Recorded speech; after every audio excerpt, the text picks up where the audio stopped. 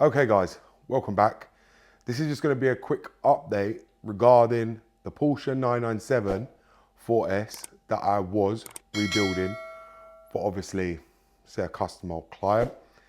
And I wanted to do an update letting you guys know what the outcome has been since I last done that video, because as many of you guys know, I told you I messaged the owner of the car and I was waiting on their reply.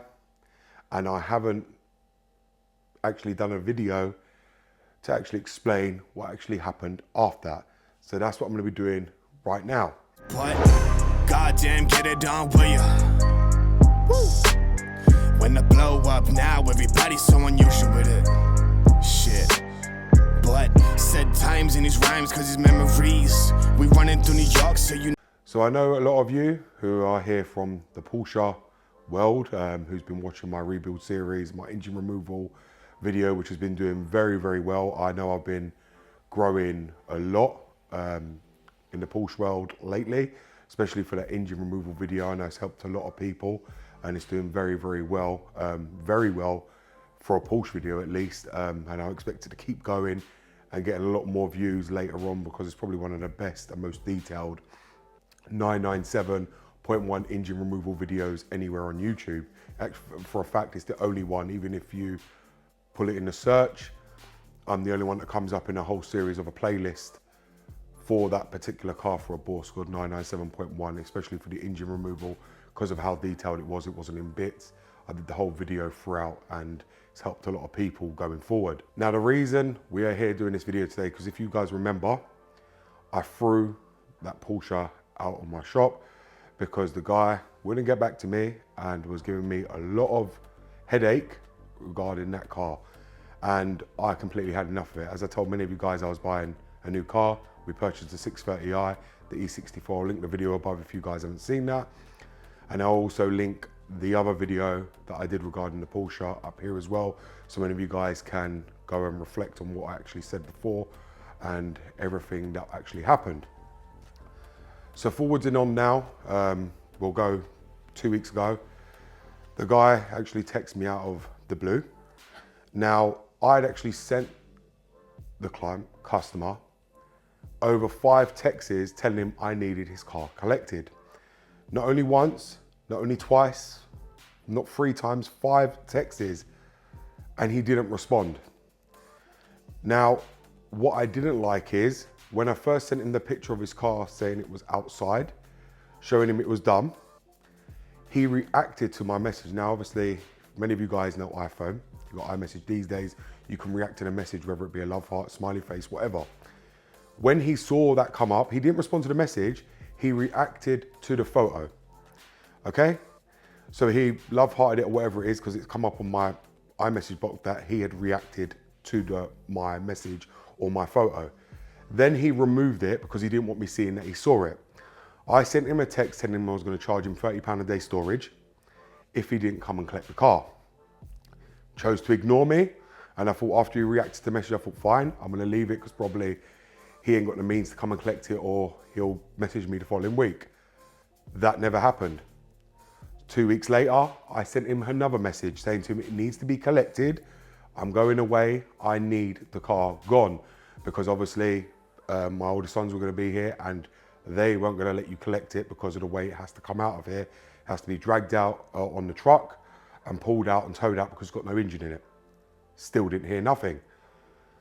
Text him again in big bold capital letters saying to him what is going on. I haven't heard from him, and he was taking the piss out of me. I've texted him now twice over a month and I've heard no reply from him. After he got that message, a week goes by later, he then ends up messaging me saying that he had been away. Now, if you had been away, why wouldn't you just text me that the moment you saw that message? You don't ignore it for a whole 2 months when you blatantly reacted to that message. When I first sent you the photo, the moment I sent you the thing saying come and collect your car, this was before any storage charges were put on or anything like that. I was being actually quite generous. Said to him, come and collect your car. No longer want it here. I need to move on with what I need to do. At the end of the day, you're messing me around. I just want the car collected. Wasn't going to charge him nothing. He chose to ignore me, even though he blatantly knew he reacted to that message and then chose to ignore me for over 2 months to only get a reply now saying he had been away and he'll sort it out. And that was it. He'll let me know when he sorts it out. And I said, that's not good enough. The car's already gone. One of my cousins have took it to his site. It's going to be stripped in parts because I have no need for it. So that 997 4S is going to be stripped into parts and sold.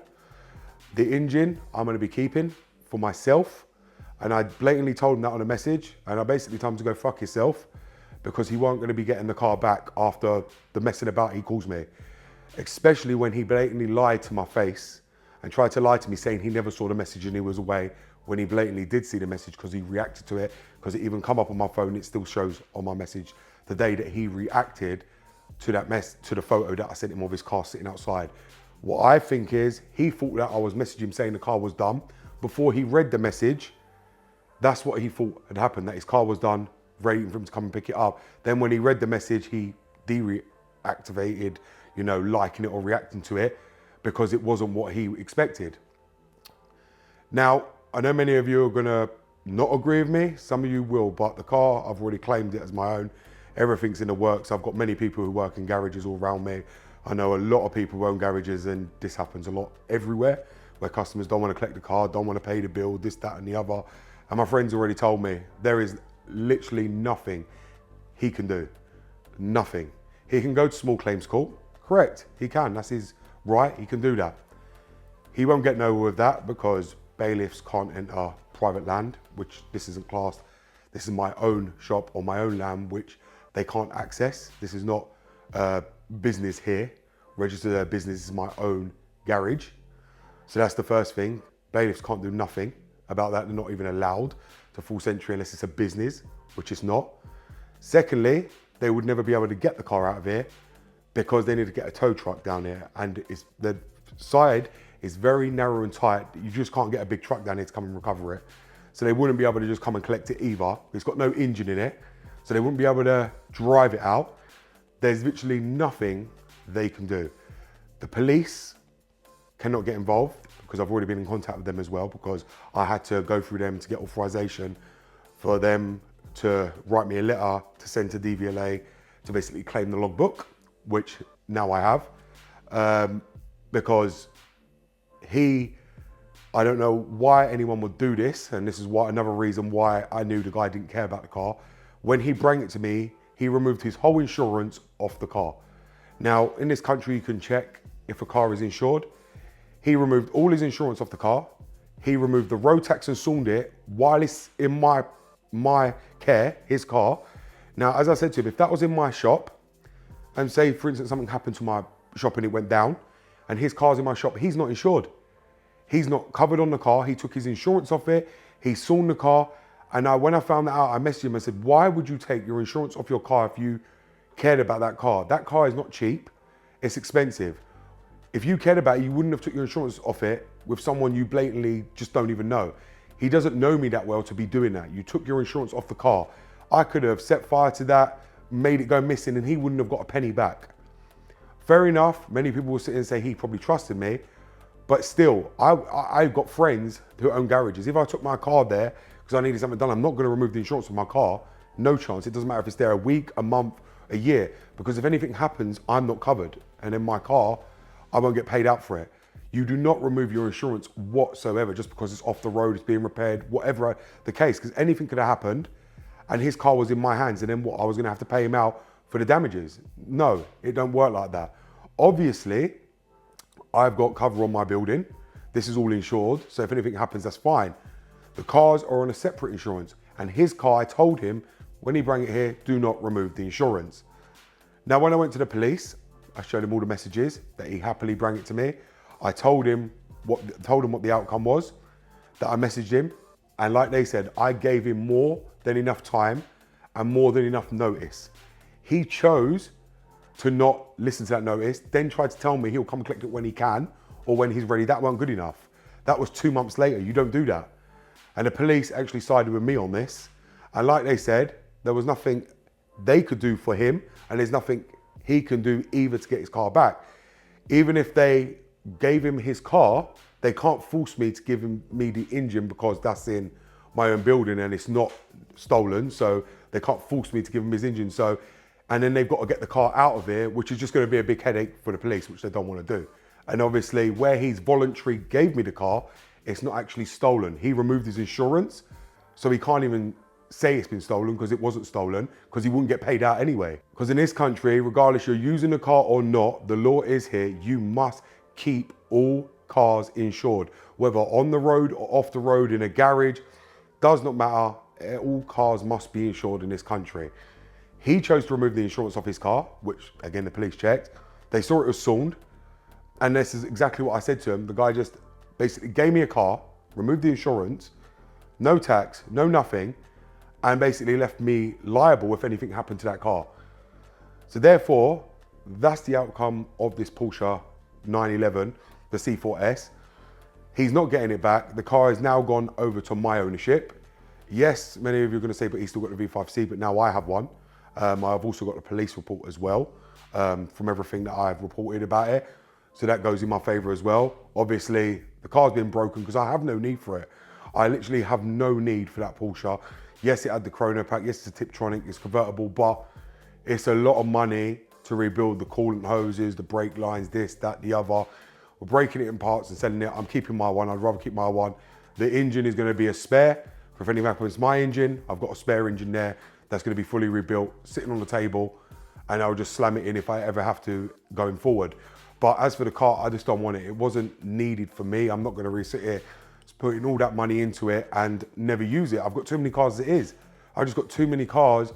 It's another one that I'll just have to, and obviously it don't bother me rebuilding them because I like rebuilding them and they're good fun. But it's just the principle is it's going to be another car that's going to have to sit in my shop, take up space. I'm not going to be able to do videos again. It just doesn't make sense. Therefore, I made the choice to get my cousin to come and collect it, and he's already stripped most of it already, ready to go into parts, and we're already selling half the parts. That's the outcome of the car. Maybe the guy will comment on this video, and you know, you can do whatever, guys. At the end of the day, I was going to upload the pictures and messages here, but I didn't see the need to. Like I say, I don't have to lie. If I was lying, I wouldn't be doing this video, because anyone who's stolen the car ain't going to be brave enough to come on video and say they've done that. I know I have nothing to worry about. I've done everything rightfully, and police are on my side on this. The guy realistically shouldn't have removed the insurance. Should have come and collected it when I messaged him, not 2 months later messaging me, tell me he'd gone away, because again, the police saw that he reacted to the message, you know, and obviously everything goes in my favor. It was his own fault. He should have come and got the car when he had the chance. Fact, he didn't. He knows basically where my land is, and he's got no chance of getting the car. Bailiffs have no chance of getting it either. He can go to small claims court, but small claims court ain't gonna do nothing. They ain't ever gonna get the money. He can put in a claim for 100 grand. He ain't gonna get it. He can't do nothing about it. Even if he wanted to, he can go to the police. They're gonna tell him the same thing. It's all on report with the number plate anyway, so I have no reason to lie. So that's where I'm gonna leave this video, guys. That's the outcome of that Porsche 911 C4S. Eventually, you'll start seeing me rebuild the whole engine. As you can see, it's still sitting on the bench. I'm gonna end up putting it in my outdoor shed because this is just too much here. It has to go out there until I'm ready to rebuild it. We will be rebuilding it at a later point in time, just not now because I'm too busy with this BM and I want to get the other one in after, and we need to focus on that. So thank you very much for watching, guys. It's BMW Dr. Dean here, and goodbye.